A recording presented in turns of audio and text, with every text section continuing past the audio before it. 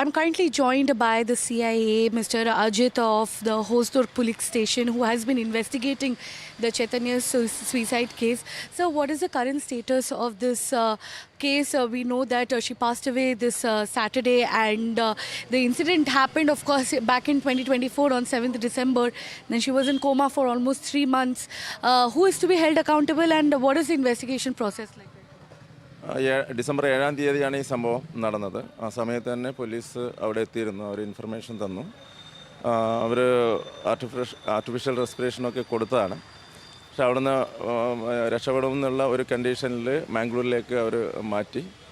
ഞങ്ങൾ 2-3 ദിവസം കഴിഞ്ഞ് അമ്മയുടെ പരാതി പ്രകാരം, ഓമന എന്ന അമ്മയുടെ പരാതി പ്രകാരം ഒരു FIR രജിസ്റ്റർ ചെയ്തു. അത് ആത്മഹത്യാ പ്രേരണയ്ക്ക് അത് രജിസ്റ്റർ ചെയ്യണമെങ്കിൽ ആ കുട്ടി മരിച്ചാൽ മാത്രമേ ആത്മഹത്യാ പ്രേരണയ്ക്ക് FIR രജിസ്റ്റർ ചെയ്യാൻ വേണ്ടി സാധിക്കൂ.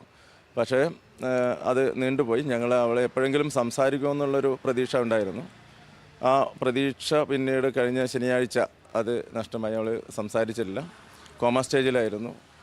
കഴിഞ്ഞ ദിവസം ശനിയാഴ്ച മരിച്ചപ്പോൾ ഞങ്ങൾ പുതിയൊരു FIRും കൂടെ രജിസ്റ്റർ ചെയ്തിട്ടുണ്ട്. 194 BNSS പ്രകാരം ഒരു FIR കൂടെ രജിസ്റ്റർ ചെയ്തിട്ടുണ്ട്. ഈ 2 FIRലും ഞങ്ങൾ ഇൻവെസ്റ്റിഗേഷൻ നടത്തിയിട്ടുണ്ട്. പക്ഷേ ഓൺലി ഹിയർസേ എവിഡൻസ് മാത്രമേ ഞങ്ങൾക്ക് കിട്ടിയിട്ടുള്ളൂ.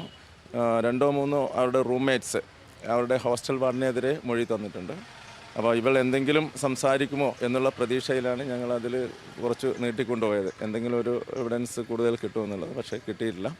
എന്തായാലും ഞങ്ങൾ ഇനി മുഴുവൻ ആൾക്കാരെയും ചോദ്യം ചെയ്യുകയും മാനേജ്മെൻറ്റിനെതിരെയോ വാർഡിനെതിരെയോ കൂടുതൽ എവിഡൻസ് കിട്ടുന്ന മുറയ്ക്ക് തന്നെ ഞങ്ങൾ ഈ സെക്ഷൻ ആൾട്ടർ ചെയ്യും. അറസ്റ്റിലേക്ക് വേണമെങ്കിൽ അറസ്റ്റിലേക്ക് പോകും. ഇത് ഇൻവെസ്റ്റിഗേഷനിലുള്ള ഒരു കേസായതുകൊണ്ട് കൂടുതൽ എനിക്ക് സംസാരിക്കാൻ ബുദ്ധിമുട്ടുണ്ട്. കേസിനെക്കുറിച്ച് കൂടുതൽ ഡീറ്റെയിൽസ് തരാൻ ബുദ്ധിമുട്ടുണ്ട്.